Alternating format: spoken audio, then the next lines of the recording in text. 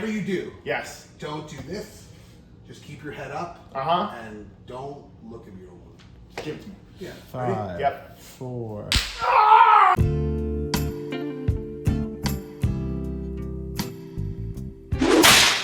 What is going on, everybody? Welcome back to the Fitness For You podcast. We have a very, very, very special episode today. In the studio, we have professional wrestler, entrepreneur, positive mindset connoisseur, Ari Alvarado. How you doing? The crowd goes mild. The crowd goes. We're good. mild. Everything's really good. Life is good. That's what I'm gonna start this podcast off as. Life is really good. Awesome. You're doing very well? I'd say better than well. Ooh. Not to brag. Well, since you're doing very well, and I know we've had a wonderful day thus far. We were working out. We were having a good time. We actually known each other for a very long time, so it was very good catching up. Why don't you tell the audience a little bit about yourself? I'm 5'6". I'm two. No, I'm just kidding. Live in South Carolina. Was a professional wrestler. Semi-retired. You never really retire. Sure. I feel like positive mindset. Not a coach. Just like to be positive. Just hanging out. Just trying to live life. Trying to see the positive in every aspect of this life. And we'll move forward with that. I'm going to keep it simple so we can get into the stories. I really like that because we were eating lunch, we were working out, and you were filled with stories and the wonderful stories. And I love how well, you're a professional wrestler, so you're a storyteller. Yes. So only few understand that. Yes, and I'm a huge wrestling fan. This household is a wrestling household, so it's really cool to see you just elaborate everything. So talk to us a little bit about your professional wrestling career. How did you get started? I went to school. I went to school. So when I was 15, I always knew I wanted to be a wrestler. When I was 15, a buddy of mine who was a cop in Rockland, who was and became a wrestler for a part amount of time. Yeah. He was at my neighbor's house, and we were all friends, and he's like, I'm going to wrestling school. I know you love wrestling. Do you want to come with me? But I was 15. Right. And he was probably like 18 or 19. So he was like, they have a kids division. It was called the junior division. Yes, I remember this. And I could only go when he could go, which he was part of the adults. Right. So the trainer thought I was good, and he let me train with the adults because I could only go at that time. Right. And that's kind of how it started. And you're pretty much this kind of similar to like your town carnival, like your carnies. Sure, yeah. You just travel in all these different states and make very little money in the beginning and pray and hope that you're successful like anything else. Yeah. Right? So what was it like first time you stepped into a ring? You're a big wrestling fan. You finally get to go into the squared circle. What was that feeling like? For some of you that know pro wrestling, it is very much a story in theater. A lot of memorization, which is not my forte. Excitement. Right? I'm young. I'm living my dream. In there with other kids that have the same dream. Yeah. My parents were watching. It was probably 125 people, which to me was like Madison Square Garden, 20,000 people In the rafters. in some crappy wooden awful wrestling school. Yes. Good experience. I think it made me who I am now with just being so outspoken and not being scared to be who I am and playing a character in real life per se. Sure. Stuff like that. But I mean, overall, great experience. 16 years later. Yeah. Injuries, been all over, done a lot. How far would you say you traveled when you wrestled? All over. All over. A lot of them were long drives. I've done drives from New York to Alabama, 16 plus hours, 20 hours. Yeah. Flights here, flights there, taking trains, hopping in cars with other people. When you're young, you just want to go anywhere and everywhere and get that experience. You right? want to do it, towards right? anything. Right. Wow, that is incredible. So 16 years into the wrestling career, right? You're doing these wonderful things. You're having these crazy good matches. Before we get into another topic, what would you say is probably one of your favorite matches of all time? I hate all of them. You hate all of them. Because we are our biggest critic, and we can never see our best work. I can see growth in the work, but I can never say I've been like, I know that I'm good and talented, but I could never really watch them because you pick everything. It's like if you do this podcast Yeah. and you're like, I don't like how I said that. You're never going to be your best critic. Right. So I was never good enough. But Like the camera's off, this and that, yeah. But one thing I'm working on, and I should have worked on back then, was accepting small wins in real life. Right. Yeah. In real life. Yeah. So, like, accepting small wins now, what does that look like to you? Everything that is a success is a win. And the small wins lead up to the big wins. And I'm sure all you guys have heard this on every Instagram reel and video, blah, blah, blah. Right. Everything had to be this huge moment that was life-changing, and that actually took me down a pretty bad path. So What did that bad path look like? negativity, depression. If I wasn't becoming a star in life, it was a problem. But that goes toe to toe with wrestling because you want to be a star so bad. Right. You want to be this person that stands out, and there's a million people doing it. So it's not a bad thing, but when it veers into real life, that's when it becomes a bad experience.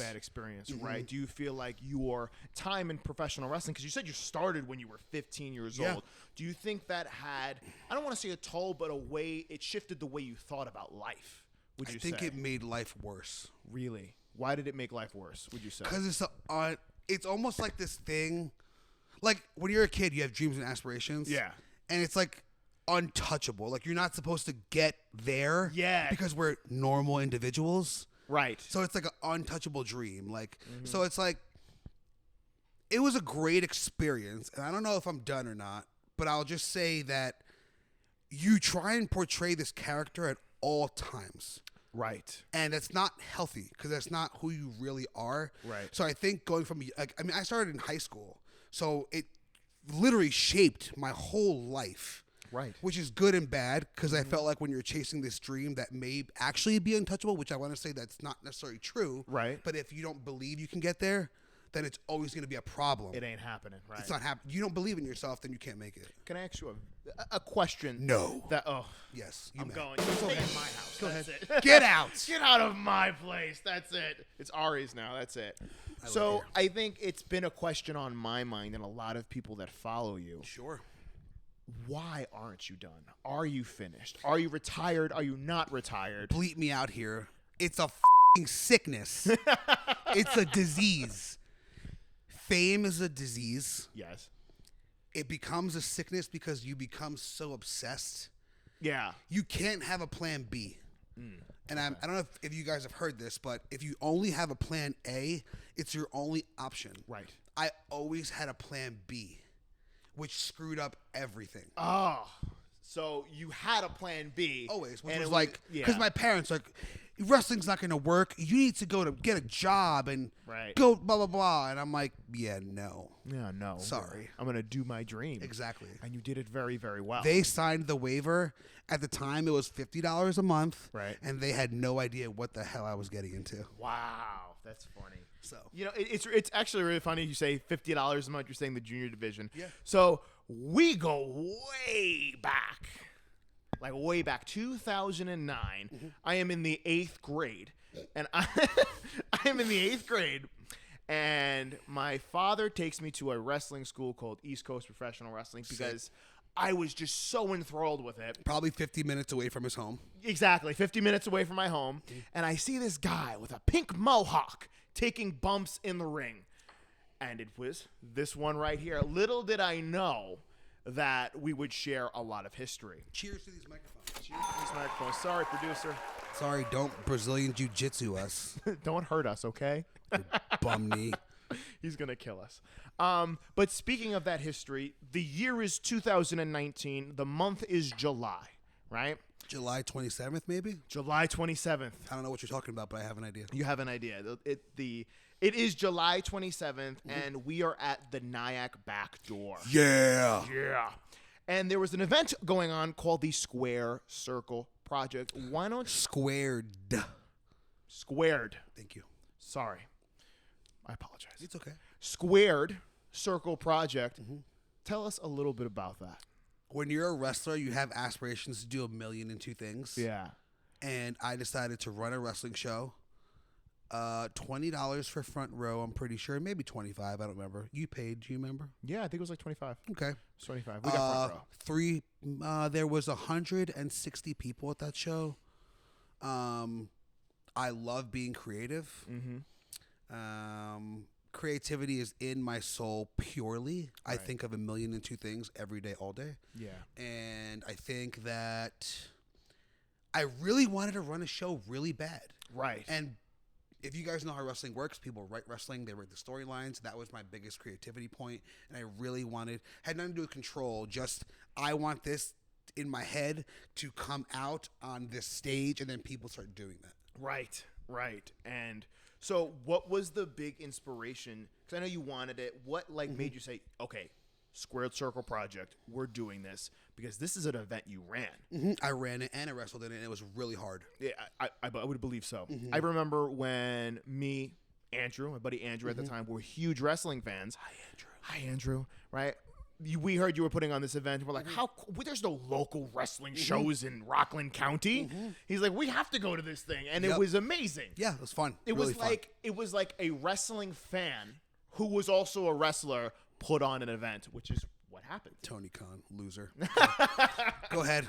But it was good. Yeah, This was a really, really good show. And I just remembered it was a really special time in everyone's life because it's this new thing, right?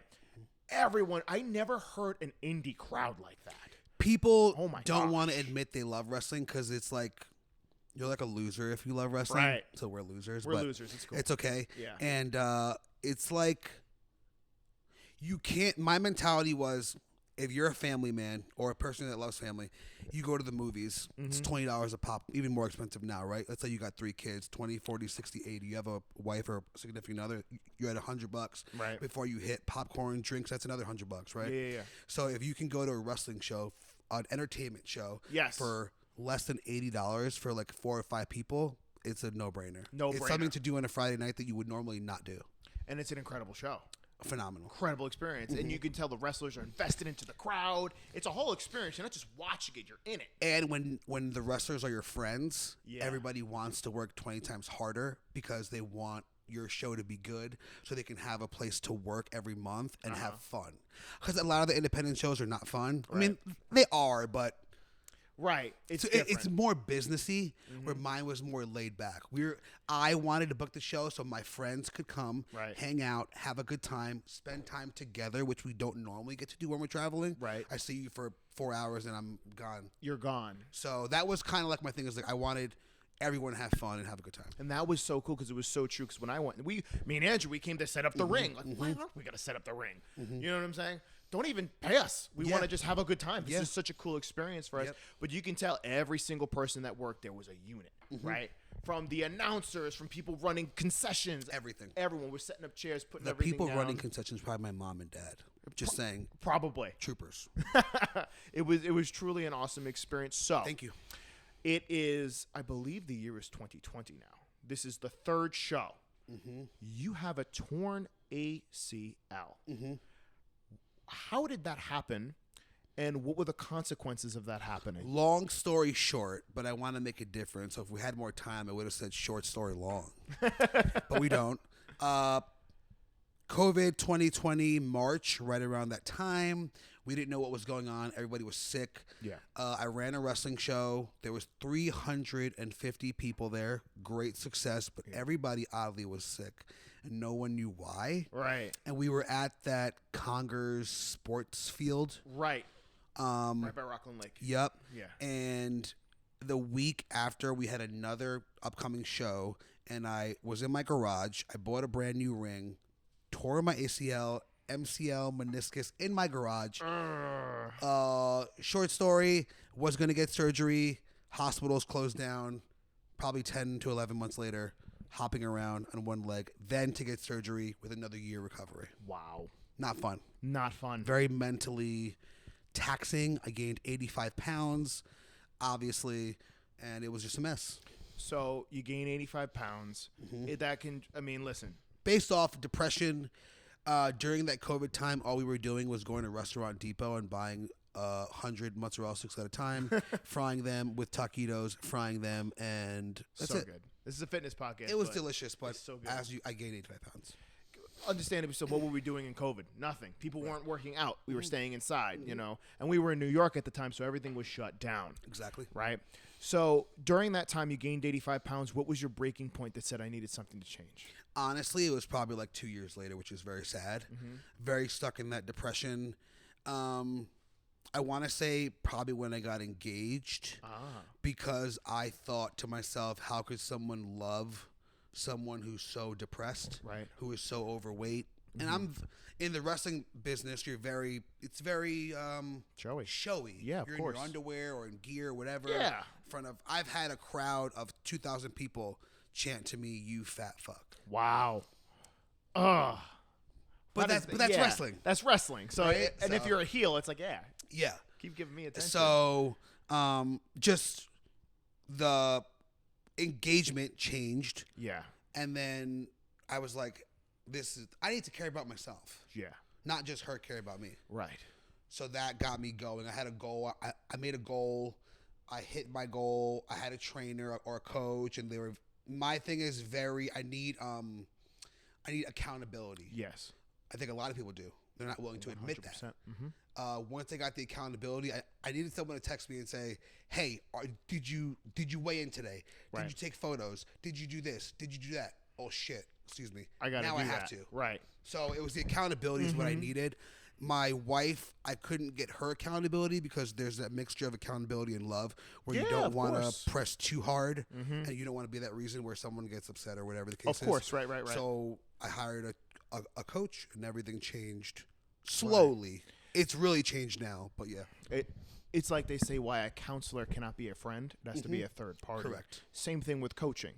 You know, it needs to be a third party. Someone who's not involved in your daily life. Right. Who knows nothing about you. Nothing biased. Just enough. When you had the coach, you started making a difference. And what did that look like when you started dropping the weight? What was your routine? What were you eating? What were the things you were doing? So I was a little crazy of a diet. Okay. 270 grams of protein a day. Woo! It was a lot. The protein farts must have been serious. Yeah, lots of chicken and rice. I know, but it was a very cookie cutter diet. Sure. Only because I said I have this amount of time to get to this weight. So that's what he did. If I were to say I need to do this at a longer term, that wouldn't have been good or successful for me. Right. But because we had a short time and had a short goal, we needed to get there. Yes. So I did it healthy, but a lot of protein, lack of carbs. Yeah. But on the wedding day, I was 190 pounds. 100, and I looked my best. That's awesome. And this photo is famous, right? I don't have my phone, but yes, pop that photo in there, editor. Let's do that. I'll send it to you guys. There we go. It's a famous photo, right? I'm locally famous via Spartanburg County of commercials for tuxedos and suits. Wow. See, listen, I'm from Asheville, but I knew I seen him on TV. If you guys need my autograph or my tuxedo, it's for sale. Doesn't fit anymore. My shoulders are too big. We were working out today, and we're training biceps, and his shoulders are getting a pump. We're like, what is happening right now? Like, dude, why? Okay, so you go from New York all the way to South Carolina. Best thing I ever did. Best thing you ever did. And for some reason, you actually did it at the same exact time as a certain somebody. Yeah, probably you. We also got married the same day. Not to each other. Not to each other, right. But the same day. But the same exact day. I think states next to each other, too. States next to each other, yes. The same exact day we got married. So we share the same move date. We share the same wedding date. We love wrestling. Yes. How are we not related? Maybe we are. I refuse to send my DNA testing because then they're going to clone me. That's for a different story, though. That's a different conspiracy theory story. So you're down here, and you go through somewhat of, I want to say, maybe like a tragic time. You lose your job. Super tragic. 2.5 months ago. Talk to me about that. Okay, so I got fired, and the first thing I did was I couldn't hold it in, and I knew my wife was working. So I went right to her job. She's a teacher, but I knew she didn't have the kids because school was over. She was doing training stuff. Yes. So I rang the doorbell. I'm like, oh, my God, your husband's here. And she's like, what are you doing here? You should be working. And I was like, well, I got fired. But that's not the story. The most important part of this story was her response. Yes. Don't worry. Everything will be fine. Whether it was fine, whether it was going to be fine or not, that's not the purpose. The purpose is the supportive individual. They knew what you needed to hear, and that's what you heard. Wow. How did that make you feel to know that you had somebody on your side like that? It was really good. Besides the shock and depression of me losing my job, Of course, right. it could have went one of two ways: incredibly south, or positive and up. Positive and up. So let me ask you something. How did you bounce back from that? Probably the hardest thing I've ever done, and I think in the beginning it was fake. I'm not gonna lie. Okay. But you have to have that somewhat of a belief, whether you believe it or not. Yeah. In order for you to start doing what you're convincing yourself to do. Gotcha. Similar to manifestation, but not. So I would tell myself every day, it's going to be okay. I have a business. It's fine. Yes. It's just really the schedule of you being somewhere. And I'm sure you know this, for 6 or 7 or 8 hours. Yeah. You wake up, you go from 9 to 5 or whatever the case is, or 1 to 10 or whatever. Sure. And that's what you do every day. I was with my work family more than my regular family. Right. So it was really about the schedule that I had to get used to. Yes. It's a shock. I mean, the first couple of days I couldn't stop crying. yeah. I mean, I'm a man, but I have emotions, right? So it's We all like do. I'd be fine at the gym, and then somebody would call me and go, "I just heard," and it's like back to tears again. Right. And then I get off the phone, I'm good. Someone calls me, back to tears again. Back to tears, right. So it's like, as a man, you have to just tell yourself, like, don't suppress that emotion, because that's where you get a more negative domino effect. So it's like I didn't have an option. My wife was about to get a promotion, but we weren't sure. And I was like, I need to lean on my business. I need to lean on my wife, because what she's there for. Yeah. And I have to move forward. I can't move backwards. I don't have an option to move backwards. Right. If I move backwards, I'll lose my house, my car, my everything. Everything I have is I earned through hard work. And I wasn't going to let a corporate job take that away from me. Now you don't have a plan B. Hell no. It changed. Plan A. I've always had a plan B, and only plan A now, and that's all I know now. That's all I do moving forward. I was gonna say, like, how is your life? How is your life and your trajectory and your momentum now that you only have a plan A? Sure. There is no second plan. This is what I'm doing, and that's it. When you don't believe, people, I don't want to say, this is not for everyone. Okay. A lot of people who work regular jobs, that's cool. You do that, you make money, you're happy. A lot of people are not happy. So what they do is they just do that because they're comfortable. Right. So, and then, you might tell yourself or tell a coworker, I'm going to do this, I'm going to do that. But it's also like, well, are you? Yeah. Because you seem pretty comfortable and you're not doing shit. You're not doing anything now. So what you might want to do is stop using your words, start delegating your actions, and shut the up. Oh, man. I like how you bleeped yourself out there. That was really good. Sweet. Saves me editing work. So it's really just, you have to believe in yourself to the fullest and tell yourself, I'm not going to fail. Right. And if I do fail, it's okay. I just can't get stuck on that, and I have to keep going forward. Let me ask you a question. Sure. About, you're a businessman, you have a business mind. I understand that. Maybe for the people who maybe might not have a business mind, but they want to learn how to work hard, and this is why they tune into our channel, our reels and everything like that. What is the power of failure, and what does that do for you? Failing is a key of growth. Without failing, you would never know what it's like to win. Because a win is not as important if you haven't failed. Right. Very cliche, right? Michael Jordan shot so many baskets until he got to here. Steve Jobs was told no. Right? I'm not Steve Jobs. But my point is if you don't mess up and learn from that mess up. Learning is the key, because you can mess up and not learn. Then you're going to mess up again. You're not going to get any growth out of it. You have to accept the loss and say, next time I'm going to do better. Right. And never try, always do. Always do. When people use the verbiage, I'm going to try, it's like, are you going to try or are you going to do it? Because if you're going to try, you're probably going to fail, which is fine. But you're never going to recoup from that trying of failing. Right. How do you feel about people who say, oh, I'm going to start a business, I'm going to do this, I'm going to do that, and I'm la la la la. How do you feel about people who talk a big game, but there is no action? This is going to sound rude, but I laugh at you. Because I've been that person, and I know you're BSing. And it's not my job to tell you that you're BSing, right? But those people are very a shell. Yeah. They're just wanting to be this person, and they just, a lot of talking. Right. A lot of BS talk. Do you feel like you accomplish more than the fact that you're not telling people what you're doing? Yeah. Keep your successes and secrets, right? To an extent. To an extent. You want people to know you're doing well. That's how you grow your business. Yeah. But at the same time, don't brag. Stay humble. Mm-hmm. Those cliche meanings. When you accept your small wins in here. Yeah. Not out here. That's been a big thing you've been talking about, Huge. Small wins. What is the significance of a small win versus a big win? What would you say? A small win.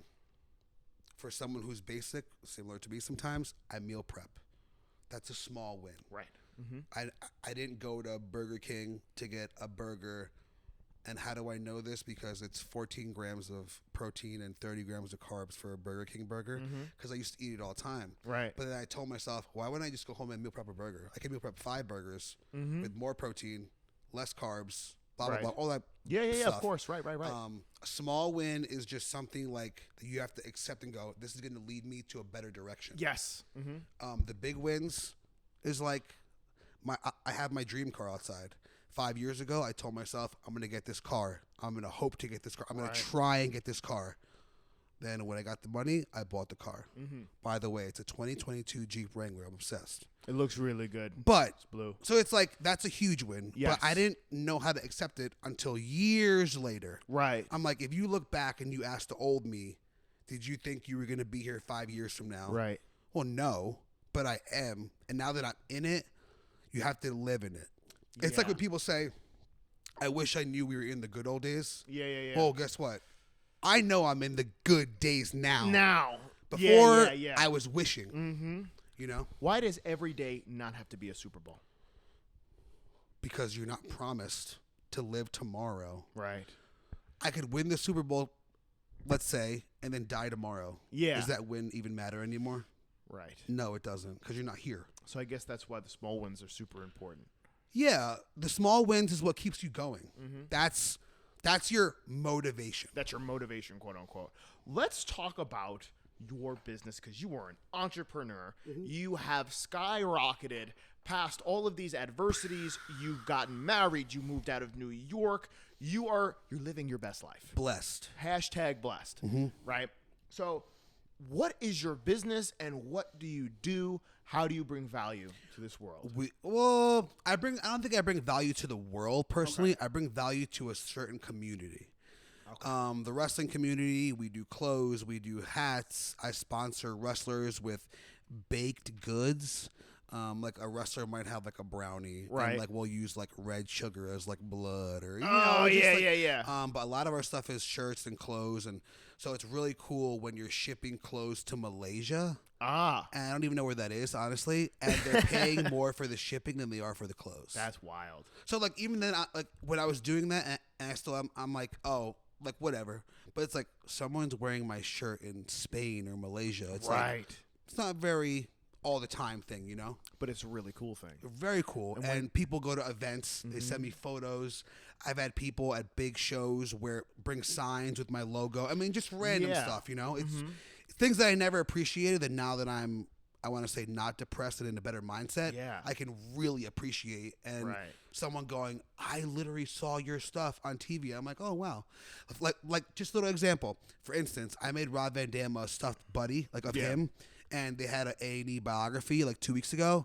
I didn't know this. They showed it on the biography, and a fan who has it tagged me in a photo and was like, did you know this? And I was like, oh, I had no idea. That's something awesome. Cool, you know, like small like that, though. Those little small wins. But right? even though it's small, in my heart, it's really a big one. That's awesome. So, that is super cool, man. Yeah, man. So you have a very fulfilling business, not only on your end, but the other people's end. People are being fulfilled. Yeah, absolutely. I think everyone, when people are emailing me and messaging me, asking me, when do you have more stuff coming out? Right. That gets me going. Wow. Speaking of wrestling, what is your take on the wrestling world today? I'm obsessed. It's a problem. Tell me.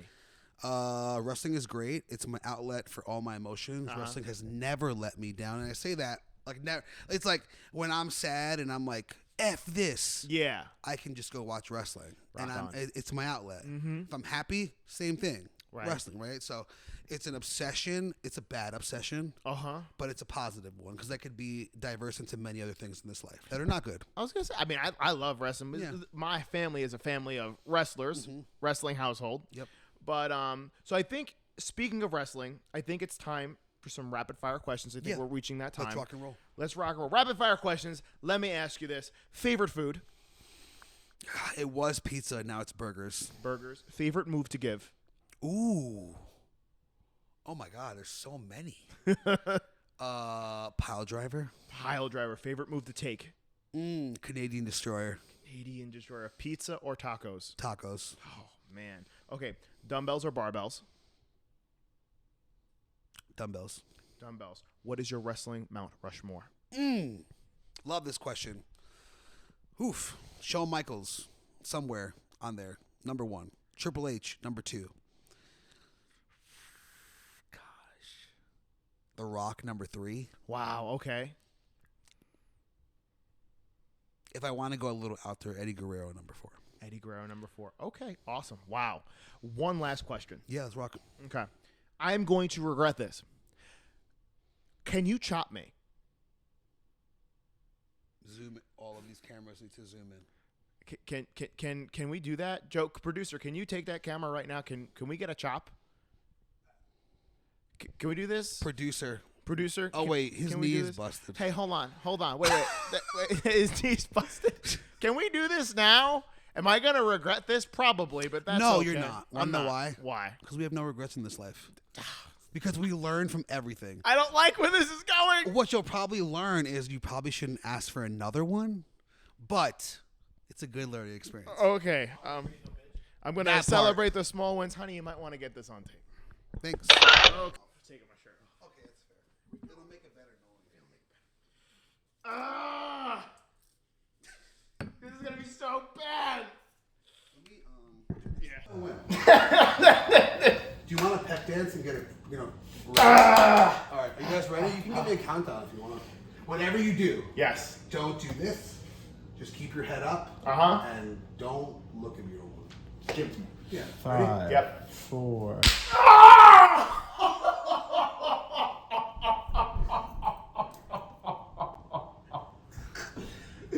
Oh, there's no need to sell. I'm so sorry. Oh, shit. Oh, gosh. Is there... Oh, my gosh. It's an indent. It's coming. Woo. Give it a couple minutes. All right. Wow. He feels better now. Okay. Whoever thinks wrestling is fake is wrong. With that being said, everybody, this has been Ari It's been fun. Alvarado. I'm in a lot of pain. I'm kind of not sorry because you asked for it, but I did ask for it. It was wonderful to have you on the show. it was really great to talk about things.